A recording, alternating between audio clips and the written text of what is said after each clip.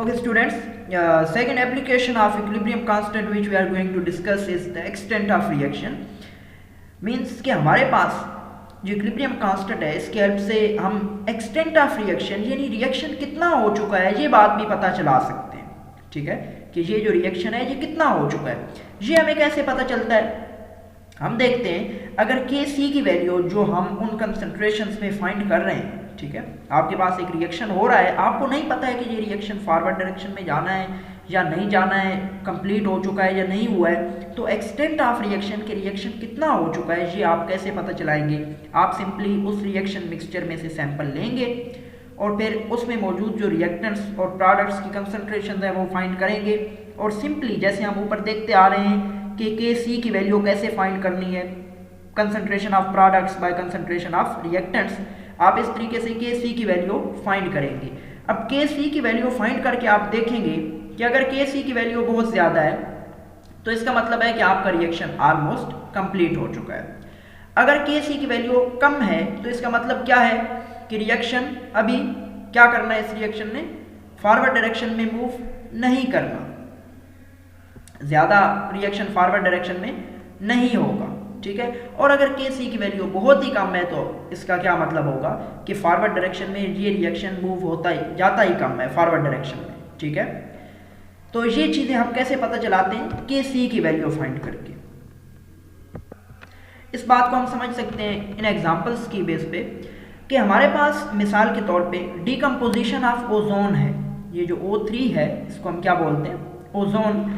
अब ये जो ओजोन है ये डिकम्पोज होता है into oxygen O2.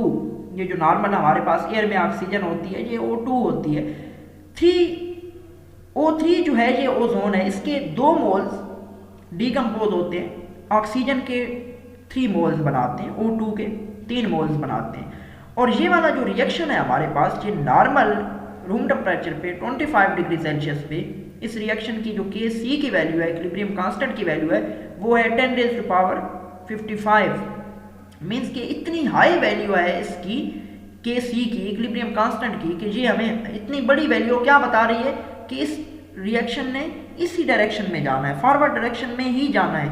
Normal conditions पे भी ये रिएक्शन इस डायरेक्शन में इतनी तेज़ी से जाएगा कि यही प्रोडक्ट बननी है, इसके उधर रिवर्स डायरेक्शन में जाने के चांसेस बहुत ही कम है.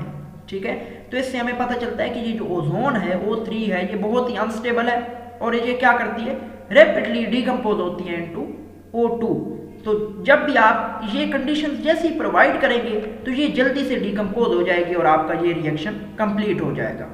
ठीक है, तो ये चीज़ हमें किसने बताई है, Kc ने, इस इक्विलिब्रियम कांस्टेंट ने, कि अगर इसकी वैल्यू बहुत बड़ी है तो इसका मतलब है कि ये रिएक्शन बहुत जल्दी से फॉरवर्ड डायरेक्शन में होता है और रिएक्शन जल्दी से कंप्लीट हो जाता है. ठीक है, अब नेक्स्ट हमारे पास क्या है कि मिसाल के तौर पे हम डिकम्पोजिशन ऑफ HF की बात करें. HF हाइड्रोफ्लोरिक एसिड जो है इसकी डिकम्पोजिशन की बात करें, 2 मोल्स ऑफ HF ये डिकम्पोज होते हैं into 1 mole of H2 and 1 mole of F2. ये जब HF डिकम्पोज होता है H2 और F2 में तो इसका जो इस रिएक्शन का इक्विलिब्रियम कांस्टेंट है वो क्या है, Kc इक्वल है 10⁻⁻13. यानी Kc की वैल्यू जो है वो इंतहाई कम है, Kc की वैल्यू इंतहाई कम है, 10⁻⁻13 है. ठीक है, एट 2000 डिग्री सेल्सियस. इसका मतलब है हमने टेम्परेचर इसको 2000 डिग्री सेल्सियस दिया है, बट उसके बावजूद इस रिएक्शन का जो ये वाला रिएक्शन है जो फॉरवर्ड डायरेक्शन में हो रहा है, जो HF की डिकम्पोजिशन हो रही है, ये इस रिएक्शन का जो Kc है, जो इक्विलिब्रियम कांस्टेंट है, वो इतना कम है. इसका मतलब है ये वाला रिएक्शन है फॉरवर्ड डायरेक्शन में HF की डिकम्पोजिशन ये बहुत ही कम होती है, इसकी डिकम्पोजिशन बहुत कम होती है. इवन हम इसको हीट करके 2000 डिग्री सेल्सियस तक भी ले जाएं तब भी डिकम्पोजिशन इसकी इंतहाई कम होती है. ठीक है, तो ये बात हमें किस चीज़ से पता चल रही है, इस Kc से, इस इक्विलिब्रियम कांस्टेंट से, कि अगर इसकी वैल्यू बहुत कम है तो इसका मतलब है ये रिएक्शन फॉरवर्ड डायरेक्शन में बहुत कम मूव करता है. ठीक है, ओके. उसके बाद हमारे पास जो है नेक्स्ट एप्लीकेशन वो क्या है, effect of conditions on position of equilibrium, कि डिफरेंट कंडीशंस का पोजीशन ऑफ इक्विलिब्रियम पे क्या इफेक्ट होता है. हमने दो चीज़ें डिस्कस की हैं, एक इक्विलिब्रियम कांस्टेंट और दूसरी position of equilibrium. Equilibrium constant और पोजीशन ऑफ इक्विलिब्रियम ये थोड़ी सी डिफरेंट चीज़ें हैं दोनों। के सी या इक्विलिब्रियम कांस्टेंट जो है हमारे पास, इसकी हमेशा एक फिक्स्ड वैल्यू होती है, एक कांस्टेंट वैल्यू होती है under specific conditions, under constant conditions, particular conditions. अगर हमारे पास टेम्परेचर जो है वो फिक्स्ड है तो के सी की वैल्यू भी फिक्स्ड होगी।